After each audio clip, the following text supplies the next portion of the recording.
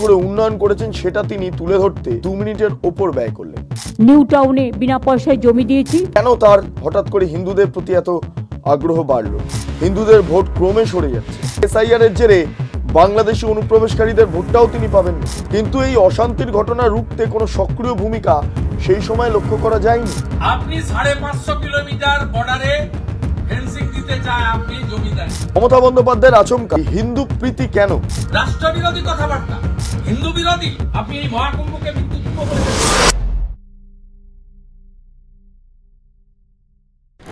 এ রাজ্যের মুখ্যমন্ত্রী মমতা বন্দ্যোপাধ্যায় মুর্শিদাবাদ গিয়েছেন। সেখানে গিয়ে তার প্রশাসনিক কাজ, তার বক্তৃতা ইত্যাদি পেশ করবেন। কিন্তু এই মালদা মুর্শিদাবাদ এই জায়গাটা আজকের দিনে দাঁড়িয়ে অত্যন্ত গুরুত্বপূর্ণ। কেন জানেন? ওয়াকফ নিয়ে সাম্প্রদায়িক অশান্তি লাগানো হয়েছিল এখানে।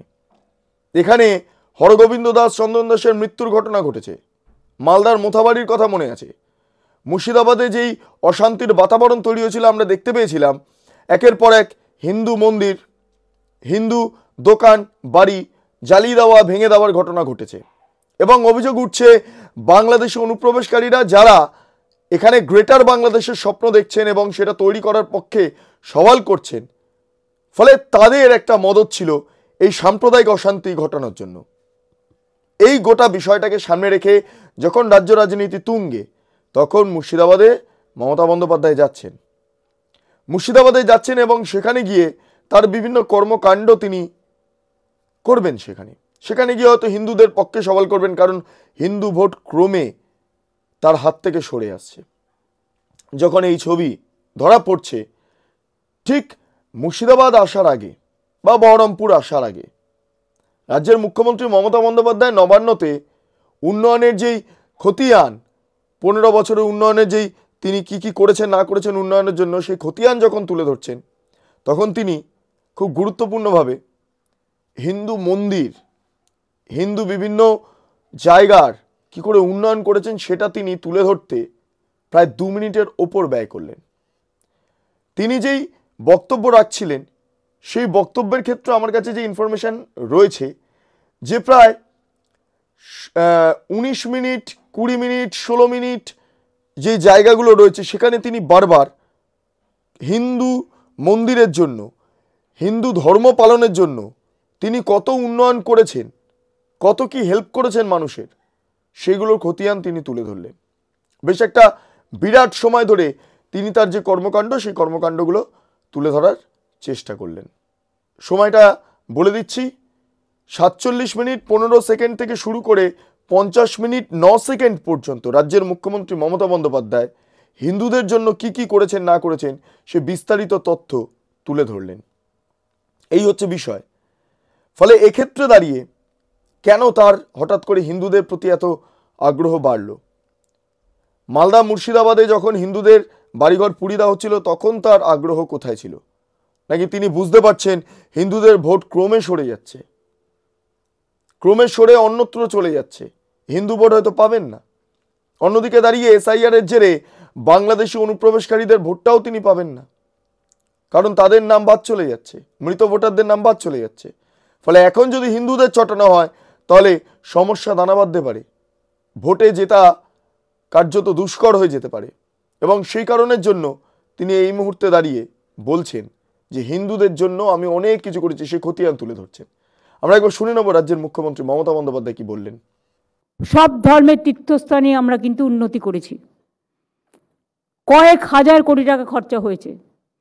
রিলিজিয়াস ট্যুরিজম, এডুকেশন ট্যুরিজম, এগুলো আমরা করেছি।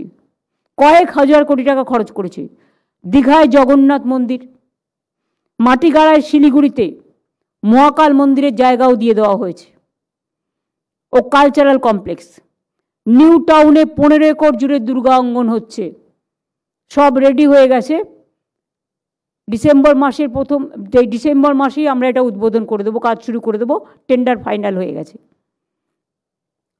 দক্ষিণেশ্বরে স্কাইওয়াক সহ ডেভেলপমেন্ট, লাইট অ্যান্ড সাউন্ড। স্বামী বিবেকানন্দের বাড়ি ক্রয় করে দেওয়া। সিস্টার নিবেদিতার 2টো বাড়ি, একটা কলকাতা আর একটা দার্জিলিং। তাছাড়াও সারদা মায়ের বাড়ি যাতে সচ্ছলভাবে চলতে পারে, যারা ওখানে ছিলেন বস্তিবাসীদের জন্য বাংলার বাড়ি তৈরি করে দিয়ে তাদের পুনর্বাসন করে দেওয়া হয়েছে। কালীঘাটে স্কাইওয়াক তৈরি হয়েছে, দেখে আসবেন গিয়ে। জল্পেশ মন্দিরে জলপাইগুড়িতে ওটাও তৈরি হয়েছে স্কাইওয়াক। মনে রাখবেন তারকেশ্বর ডেভেলপমেন্ট করা হয়েছে, ডেভেলপমেন্ট অথরিটিও আছে। তারাপীঠ ফুল ডেভেলপমেন্ট করে নতুন করে সাজানো হয়েছে, ডেভেলপমেন্ট অথরিটিও আছে। সতীপীঠ কঙ্কালীতলা, ফুল্লরা মন্দির, কপিলমুনির মন্দির, মায়েশের জগন্নাথ মন্দির, রাধাবল্লভ মন্দির, ঝাড়গ্রামে কনক দুর্গা মন্দির, কুচবিহারে মদনমোহন মন্দির, বানেশ্বর মন্দির, কুচবিহারে শিবযজ্ঞ মন্দির, জলপাইগুড়িতে দেবী চৌধুরানী মন্দির, ভবানী পাঠকের মন্দির সহ ফুরফুরা শরীফের উন্নয়নের জন্য ডেভেলপমেন্ট বোর্ড তৈরি করা হয়েছে। গাজী জাফর খান দরগার সৌন্দর্যায়ন হয়েছে। এছাড়াও তারকেশ্বর, তারাপীঠে, বক্রেশ্বরে, পাথর চাপড়িতে উন্নয়ন পর্ষদ তৈরি হয়েছে। এছাড়াও মনে রাখবেন স্বামী বিবেকানন্দের নামে ইউনিভার্সিটি তৈরি করবার জন্য বিবেক তীর্থ আমরা নিউ টাউনে বিনা পয়সায় জমি দিয়েছি এবং বাড়ি তৈরি করার জন্যও 5 কোটি টাকা দিয়েছি। এছাড়াও লোকনাথ ঠাকুরের কচুয়া, চাকলাধাম, অনুকূল ঠাকুরের নামে জমি দেওয়া, যেটা ওরা আটকে ছিল কিছু জমির জন্য, সবটাই কিন্তু আমরা করেছি। এমনকি ওঙ্কার ধামে আমি গিয়েছিলাম, ওরা বলেছিল একটা গেট করে দিতে, আমরা সেটাও করে দিয়েছি। আমরা হিন্দু, মুসলিম, শিখ, ইসাই সব ধর্ম, সব বর্ণ, সব জাতি, সব সম্প্রদায়, সবাইকে আমরা সম্মান করি। আমরা শুনলাম মুখ্যমন্ত্রী মমতা বন্দ্যোপাধ্যায়ের একটা ফিরিস্তি, কত তালিকা তিনি সামনে তুলে আনলেন সেটা আপনারা শুনে নিয়েছেন। কিন্তু হঠাৎ করে এই তালিকাটা তোলার কারণ কি? মালদা মুর্শিদাবাদ তিনি যেখানে রয়েছেন সেই চত্বরে মোথাবাড়ি থেকে শুরু করে, সিএ থেকে শুরু করে, এসআইআর থেকে শুরু করে, অন্যদিকে ওয়াকফ নিয়ে থেকে শুরু করে এই প্রত্যেকটা ঘটনাকে কেন্দ্র করে একটা সাম্প্রদায়িক অশান্তি তৈরি করার চেষ্টা করা হয়েছে এবং তৈরি হয়েছে। সেখানে নির্যাতিত হিন্দুরা কেউ ঝাড়খণ্ডে পালিয়েছেন, কেউ কলকাতায় চলে এসছেন বাঁচাও বলে। কারোর বাড়িতে সামান্যটুকু যে সম্বল ছিল, কিছু টাকা কন্যার বিয়ের জন্য রেখেছিলেন বাবা মা, সেগুলো পুড়িয়ে দেওয়া হয়েছে, টাকা পুড়িয়ে দেওয়া হয়েছে, কেননা হিন্দু টাকা বলে। এই ঘটনাগুলো ঘটেছে কেন? রাজ্য প্রশাসন কার হাতে? রাজ্য প্রশাসন মমতা বন্দ্যোপাধ্যায়ের হাতে, তিনি পুলিশ মন্ত্রী। কিন্তু এই অশান্তির ঘটনা রুখতে কোনো সক্রিয় ভূমিকা সেই সময় লক্ষ্য করা যায়নি, সেই কারণে এই ধরনের ঘটনা ঘটেছে। কিন্তু তারপর আমরা কি দেখলাম? তারপর মমতা বন্দ্যোপাধ্যায় গিয়েছিলেন, গিয়ে পরিস্থিতি খতিয়ে দেখেছিলেন। কিন্তু হরগোবিন্দ দাস, চন্দন দাসের মৃত্যুর ঘটনা যেভাবে সামনে উঠে আসে, সেখানকার মানুষ ভালো করে মেনে নিতে পারেননি, বিশেষ করে হিন্দুরা। এবং গোটা রাজ্য জুড়ে হিন্দুদের ওপর আক্রমণের যে ঘটনা ঘটছে, সেগুলো সবটাই মমতা বন্দ্যোপাধ্যায় জন্য হয়েছে, এমনটা বিভিন্ন মত, বিভিন্ন মহল মনে করছেন। এই পরিস্থিতিতে দাঁড়িয়ে মালদাতে শুভেন্দু অধিকারী গিয়েছিলেন এবং তিনি গিয়ে একটাই কথা বললেন, যে মহাকুম্ভকে মৃত্যুকুম্ভ বলে, যার সনাতন ধর্ম সম্পর্কে কোনো আইডিয়াই নেই, ধারণাই নেই, কথায় কথা অপমান করেন, প্রায় 550 কিলোমিটার এলাকা ফেন্সিং করতে দেননি সীমান্ত এলাকায়, যার জেরে বাংলাদেশে অনুপ্রবেশকারীরা ঢুকে পড়ছে। সবটা মিলিয়ে শুভেন্দু অধিকারী মমতা বন্দ্যোপাধ্যায়ের যে হিন্দু বিরোধী নীতি, তার বিরুদ্ধে ক্ষোভ পোষণ করেন। ক্ষোভ পোষণ করে তিনি যে বক্তব্যটা রেখেছেন শুনে নেব। আপনি 550 কিলোমিটার বর্ডারে ফেন্সিং দিতে চায়, আপনি জমি দেননি। আপনি আয়ুষ্মান ভারত চালু করেননি, নন বিজেপি সরকারগুলো চালু করেছে, আপনি করেননি। আপনার ওই ভুয়া স্বাস্থ্য সাথীর কার্ড কোন নার্সিংহোম তো নেয় না। আপনি ডিএম কে বলেছেন মুর্শিদাবাদের মালদার, ওখানে এখনো বিএসএফ কেন 50 কিলোমিটার দূরে ঝুড়ে বিএসএফ কেন ভিতরে ঢুকে দাদাগিরি করছে? রাষ্ট্রবিরোধী কথাবার্তা। আপনি কি বলেছেন?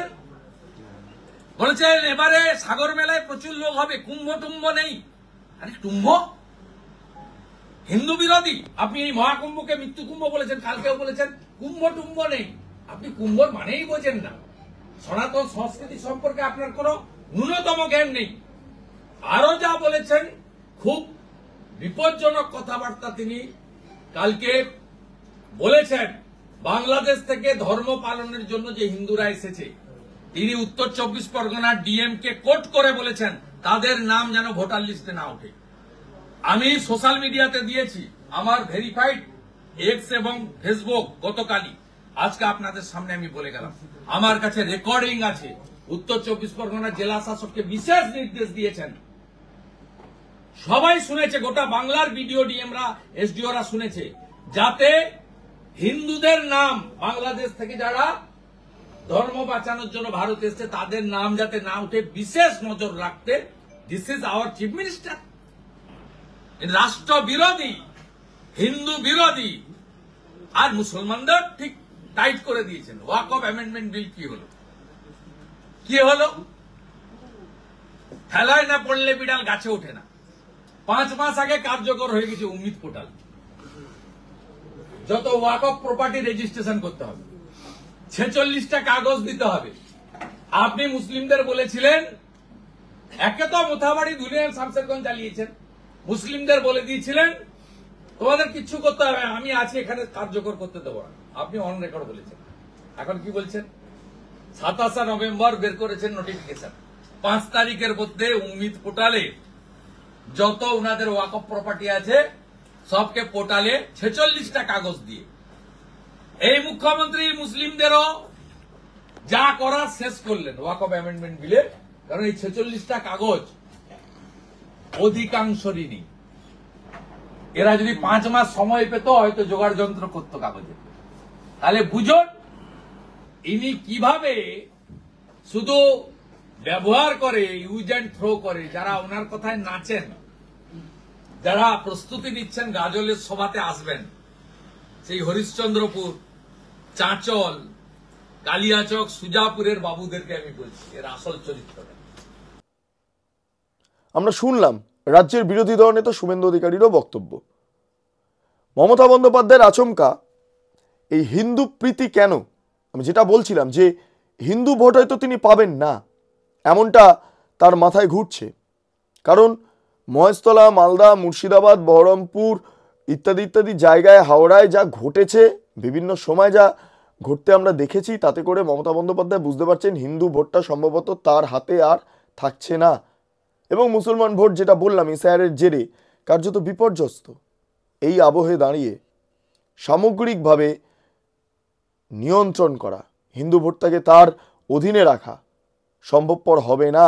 সেই আশঙ্কা থেকেই তিনি এখন একটা বিস্তর তালিকা হিন্দুদের জন্য তিনি কি কি করেছেন না করেছেন সেটাকে তুলে ধরছেন। যদিও এই হিন্দুদের প্রতি মেকি যেই ভালোবাসা, সেটা মুখোশ খুলছেন শুভেন্দু অধিকারী। কারণ বিধানসভার অভ্যন্তরে বাইরে মহাকুম্ভকে মৃত্যুকুম্ভ বলা বা ইত্যাদি ইত্যাদি কাজ তিনি করেছেন। সাম্প্রদায়িক অশান্তি তৈরি হয়েছে, সেখানে পুলিশ নীরব ভূমিকা পালন করেছেন। এর পাশাপাশি মুর্শিদাবাদ মানে হুমায়ুন কবিরের এলাকা। যে হুমায়ুন কবির, নওশাদ সিদ্দিকী, তারা বারবার বলছেন যে মমতা বন্দ্যোপাধ্যায় যেমন হিন্দুদের নির্যাতনের ক্ষেত্রে অন্যতম দায়ী হয়ে দাঁড়াচ্ছেন এ রাজ্যে, ঠিক একই সঙ্গে মুসলমানদের তেজপাতা হিসাবে ব্যবহার করা, দুধের গাই হিসাবে ব্যবহার করা, ভোট ব্যাংক হিসাবে ব্যবহার করতেও পিছপা হননি। তাই ওয়াকফ নিয়ে রীতিমতো তৃণমূল কংগ্রেসের একাংশকে, মুসলমান নেতাদের লেলিয়ে দিয়েছিলেন যে সাম্প্রদায়িক অশান্তি তৈরি করো, ওয়াকফ এ রাজ্যে হতে দেওয়া যাবে না। ঠিক যেমনটা সিএ হতে দেওয়া যাবে না কিন্তু সিএ কার্যকর হলো, ঠিক যেমনটা এসআইআর হতে দেওয়া যাবে না কিন্তু এসআইআর কার্যকর হলো, ঠিক একইভাবে বলেছিলেন ওয়াকফ কার্যকর হবে না। কিন্তু পোর্টালে আপলোড করার ওয়াকফ সম্পত্তির সমস্ত ডিটেলস, তার কার্যত অফিসিয়াল নিদান দিয়ে ফেলেছেন রাজ্যের মুখ্যমন্ত্রী মমতা বন্দ্যোপাধ্যায়। ভাবতে পারছেন? তাহলে সেই সমস্ত মানুষকে, যারা ওয়াকফ নিয়ে বিরোধিতা করছেন, তাদেরকে সেই সময় রাস্তায় নামানোর কি প্রয়োজনীয়তা ছিল? ফলে মুসলমানদের ব্যবহার করলেন মমতা বন্দ্যোপাধ্যায় রাজনৈতিক স্বার্থে। এবং এটা নিয়ে হুমায়ুন কবির অত্যন্ত ক্ষুব্ধ। মুর্শিদাবাদে গিয়েছেন মমতা বন্দ্যোপাধ্যায়, কিন্তু হুমায়ুন কবিরের সঙ্গে দেখা করেননি এবং হুমায়ুন কবিরও মমতা বন্দ্যোপাধ্যায়ের সঙ্গে দেখা করলেন না, এখনো পর্যন্ত করেননি, কারণ তার ইচ্ছে নেই। ওয়াকফ নিয়ে মমতা বন্দ্যোপাধ্যায়ের দ্বিচারিতা, সিএ নিয়ে দ্বিচারিতা, এই সমস্ত দেখে তৃণমূল কংগ্রেসের মুসলমান নেতারা তারা ভাবছেন ইনি কি আদৌ মুসলমানদের সঙ্গে রয়েছেন, ইনি আদৌ মুসলমানদের কথা ভাবেন, ইনি আদৌ মুসলমানদের রক্ষার জন্য রয়েছেন, নাকি না কেবলমাত্র দুধেল গাই ভোট ব্যাংক আর তেজপাতা হিসাবে ব্যবহার করতে মুসলমানদের সঙ্গে চাইছেন। এটা নিয়েও প্রশ্ন তুলছেন হুমায়ুন কবির, নওশাদ সিদ্দিকীরা। ফলে সবটা মিলিয়ে মমতা বন্দ্যোপাধ্যায় যখন মুর্শিদাবাদে রয়েছেন, তখন মুর্শিদাবাদ বাংলার রাজনীতির একটা অন্যতম কেন্দ্রস্থল হিসাবে পরিণত হচ্ছে। এই কারণ অনুপ্রবেশ সহ বিভিন্ন ক্ষেত্রে, হিন্দুদের প্রতি আক্রমণের ক্ষেত্রে মুর্শিদাবাদ কিন্তু শীর্ষে অবস্থান করছে এ রাজ্যে। এবং তৃণমূল কংগ্রেসের নেতাদের একাংশ যারা মুসলমান নেতা, তারা মমতা বন্দ্যোপাধ্যায়ের এই সমস্ত দ্বিচারিতাগুলো সহ্য করতে পারছেন না। অন্যদিকে দাঁড়িয়ে মালদা, মুর্শিদাবাদ বিভিন্ন জায়গায় যে গঙ্গা ভাঙনের পরিস্থিতি তৈরি হয়েছে, তা নিয়ে সে অর্থে সক্রিয় ভূমিকা প্রশাসনের তরফে দেখা যায়নি। তাই প্রতি বছর এই নদী ভাঙনের জেরে হাজার হাজার বাড়ি তলিয়ে যাচ্ছে।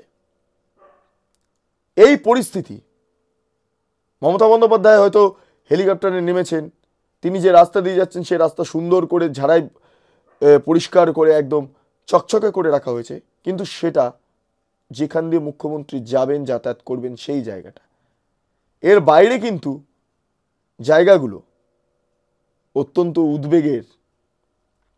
কারণ রাস্তাঘাট ঠিক নেই, সীমান্ত এলাকায় কাঁটাতার নেই, বাংলাদেশে অনুপ্রবেশকারীদের সংখ্যা এখনো সেখানে রয়েছে। সবটা মিলিয়ে অনেক প্রশ্ন, সে প্রশ্নের উত্তর আপনাদের কাছে আমি চাইছি, আপনারা কমেন্টে জানান। আপনারা এতক্ষণ ধরে দেখছিলেন বেঙ্গলি বাটি চ্যানেলটি। ভালো লাগলে অবশ্যই লাইক করবেন, সাবস্ক্রাইব করবেন, শেয়ার করবেন, বেল আইকন ক্লিক করবেন। www.bengalibati.com সেখানে ক্লিক করবেন। সমস্ত খবর আপনাদের জন্য সাজানো রয়েছে। স্বাধীন, কাঁচিন এবং গেরিলা সাংবাদিকতার পাশে দাঁড়ান। অসংখ্য ধন্যবাদ।